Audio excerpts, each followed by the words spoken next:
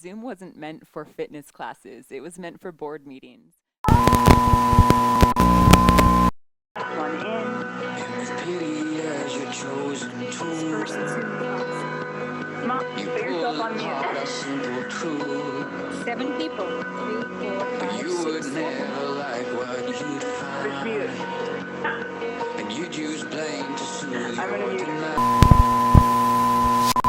But many of us fitness teachers find ourselves teaching there now. I was frustrated with the process, so I thought I would condense it into this video for you guys. And this video will talk about all of the audio gear, cords, setup, and settings in Zoom that you need to teach a successful online fitness class. Hi guys, I'm Fair Katy. Welcome to my home circus. This is my world now. This is my world now. So anyone who tried to write me off, tell them they can go and write this down. This is my world now.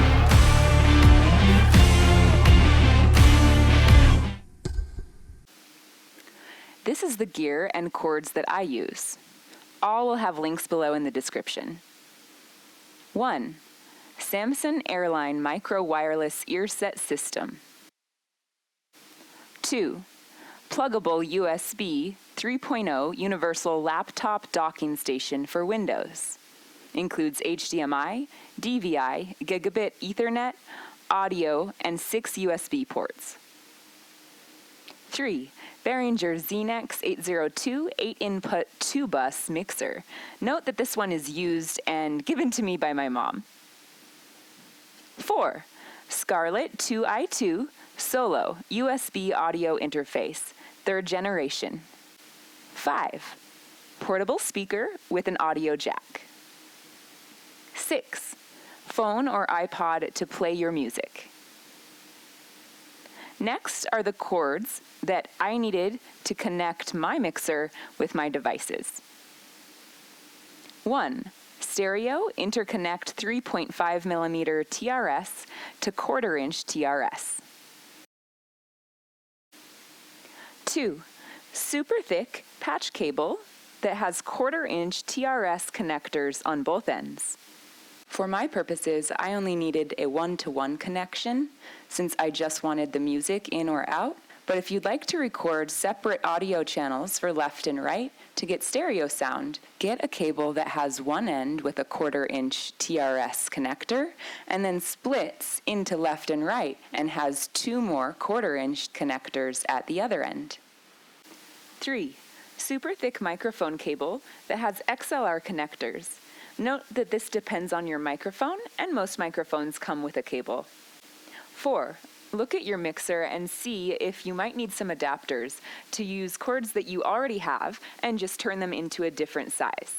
So I found adapters that take 1/4-inch connectors and turn them into 3.5mm ones, or vice versa, and take your small 3.5mm connectors and turn them into 1/4-inch TRS connectors. These last 2 cables you don't necessarily need, but you might want. The first one is an Ethernet cable. You can plug the Ethernet cable into your pluggable docking station or computer and connect it directly to your router or switch. Lastly, you can get an HDMI cable to connect from your TV directly into your docking station. This will make your students so much easier to see. The problem I was having is that I was teaching choreographed yoga mixed with dance. And if I shared the audio through Zoom, where you go share screen and then advanced, share audio, then I was not able to hear my own music. And when you're teaching a dance, you need to be able to hear the music as well. So I had purchased a microphone, and turns out it wasn't a USB microphone, it was analog. So then I had to get an audio interface to convert the analog to digital so that it would be something my computer could interpret.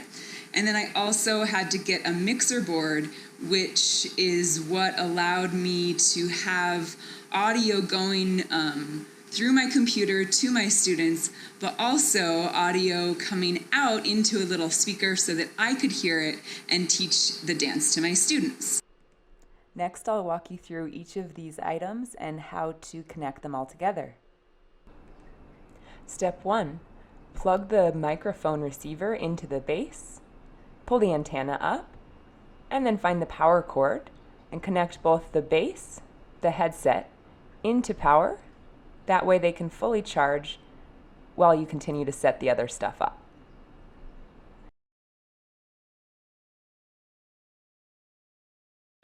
Step 2. Set up your pluggable docking station, or however you connect to Ethernet and HDMI. For mine, I had to connect the power, the cord that it comes with, which is host USB, an external hard drive for storage, HDMI, Ethernet, and my webcam.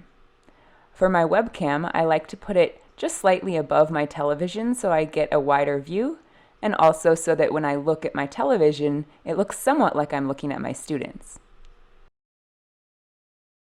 Step 3. Take a look at your mixer to determine what cords you need to connect your phone and your speaker.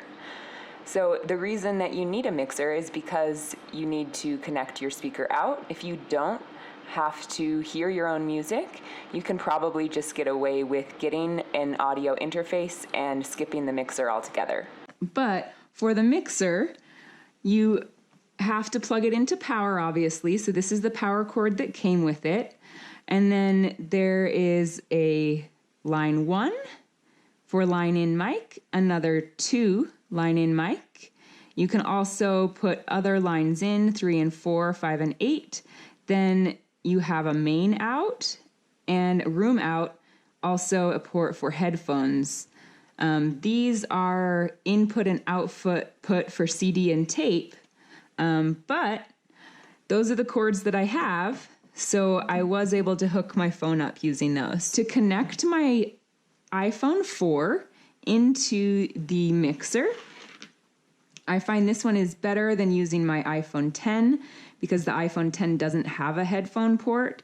And the iPhone 10, I tried to connect it using the dongle attachment, and it played for a few minutes and then it would say accessory not supported. So I think it's better to use something that has that headphone port. So I will take this now into the right and left. Red is for right, white is for left. And I'll put that into the input of CD.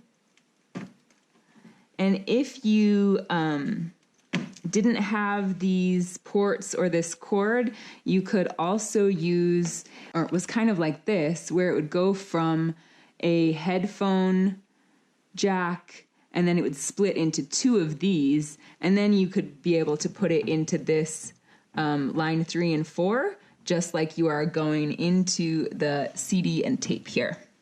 Yeah, so I have that set up, and I also like to connect my iPhone to power so that it doesn't die in the middle of class. It's also nice to have your music on a separate device like that, because if you're using your cell phone, maybe you forget to put it on Do Not Disturb and it rings or has notifications, so I like using the iPhone 4. As long as I'm connected to internet, I can access my Spotify, which now integrates with MusicBed. Yay! Step 5. Turn your portable speaker on with the volume at low. Connect it to the mixer with your 3.5mm cord to 1/4" TRS. For my mixer, I could plug this either into the room out or the phones out for headphones. Step 6. Connect your microphone to your mixer's mic line in 1 using whatever cable came with your microphone. For me, that was another 3.5mm to 1/4" TRS. Step 7. Ensure the volume and gain levels are turned down or to 0 and plug your mixer into power. Step 8. Test that the mixer is working and everything is connected by playing a song on your phone. Slowly start to turn the volume up on the room out. Step 9. Connect your audio interface using your 1/4" TRS to 1/4" TRS connector. Plug that into the main out on your mixer. If you want to, again, you can do separate channels and get a splitter. But if you're just doing a 1-to-1 connection like me, plug it into the top which is left. Step 10, connect your audio interface with your computer using the cord that comes with it. For me, mine was a Thunderbolt to USB. So that's all 10 steps. You did it. Good job. Lastly, we'll go through getting this all going in Zoom. Unplug the microphone headset from the power cord and turn it on. Hold the button until the light flashes green, then let it go. If it continues to flash green, that means that you're on mute, so click it one more time and it'll go back to green. Note that the part that goes in your ear is not actually a speaker, so you won't get any audio through here. It just really helps hold the microphone on your head. Once you have the microphone on, you can test it a couple of different ways. Obviously by recording your voice and then listening to it back. So I like to use Adobe Audition. You can see that when I initially recorded this, the levels were a bit too high because the wavelengths go all the way to the top and all the way to the bottom. When they flatten out like that, it means you're losing information. So go down to your audio interface and turn that knob slightly to the left to adjust the levels of your microphone down. Aim for a level between -6 and -8 decibels. The way that wavelengths work is they go up and down in opposite directions, so it'll go up to -6 and down to -6. So adjust on the audio interface as necessary. Next, go into Zoom Desktop to adjust your settings. Go to Audio and ensure that this is on what you want it to be on. I want it on pluggable audio because that is where my HDMI cable is connected to my television, so I will hear it through the TV. Yep, through the TV. All right, now test the mic. You want this on the Scarlett Solo mic. You want this on the Scarlett Solo. 70% for output and about 90% for your input, especially if you're teaching. Then important to also select advanced, especially if you're teaching dance or fitness where there's music. Under show in meeting option to enable original sound from microphone, select that. Suppress background noise, disable that, and disable intermittent background noise. The reason you want to disable those is because Zoom thinks that the music you're playing for your fitness class is noise and it will suppress your music. So very important those are disabled. And then you can start a new meeting with yourself. Can enable video by selecting that. Click the little caret next to the microphone in the bottom left. Make sure these are what you want them on. So again, output is pluggable, that's good. And input is Scarlett, that's good. You can test these again in here. Hello, hello. Hello, hello.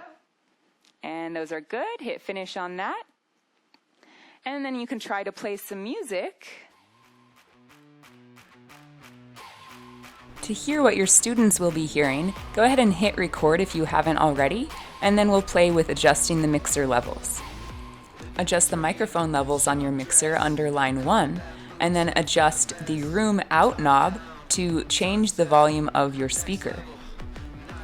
While recording, say things like, now I am adjusting the volume down on the microphone line 1, or I'm now adjusting the volume up on the room out for my speaker. Then end your meeting so that you can listen to the recording. Once it uploads the recording of your Zoom meeting, you have to go through a browser, select recordings on the left here, and you'll see this one is still processing, that just happened now. But once that's processed, I can go in and watch it and make sure that the audio is how I want it to sound. If you're still watching at this point, you're probably a fitness, dance, or music teacher on Zoom as well. So I'd love to connect with you and feature you on my new website called Yoga Zoom Collective. I'm featuring different fitness teachers of all different kinds that are teaching online fitness classes. The site's under construction now, but check back soon. send me an email at katyangelproductions@gmail.com. If you have any questions or if you have other hardware or tips for using audio on Zoom, please comment below. I would love to connect with you. And if you'd like to attend any of my Zoom classes, please comment as well. I'm doing those just donation-based for now. And yeah, I put all of the links to all of the different products in the description below. And I am now an Amazon associate, so if you want to support the channel, then anytime you click on those links, then I can earn from qualifying purchases. Maybe make some of the money back that I spent on all of this hardware. But thanks so much, guys. Make sure that you subscribe if you got value out of this video. Hit like and the notifications bell to get notifications when I post new videos. Have a great day.